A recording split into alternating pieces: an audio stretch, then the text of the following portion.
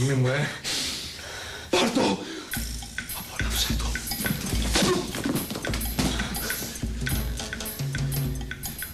Γιατί? Έχετε κάνει κάποιο λάθος, κύριε Καλημέρη. Εγώ δυστυχώς για εσάς δεν εντυπωσιάζομαι ούτε από λεφτά, ούτε από μαγκές. Αφήστε με να φύγω γιατί θα φωνάξω την αστυνομία. Έχεις πλάκα.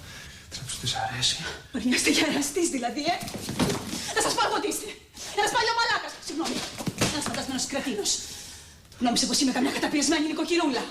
Ντροπή σας. Είστε ένα γουρούνι. Συγγνώμη. Νόμιζα ότι... Θα ανοίξω τα πόδια και θα παραδοθώ στον εραστή, Οδηγήστε με αμέσως στην έξοδο του παράνομου μαγαζιού σας γιατί θα φωνάξω την αστυνομία. Δεν μπορώ να με καταδώσω κιόλας. Κάτω το. Πού είναι η έξοδος, δεν μπορώ να αναπνεύσω εδώ κάτω. Οκ. Σπρώξτε την πόρτα βιτρίνα και φύγετε.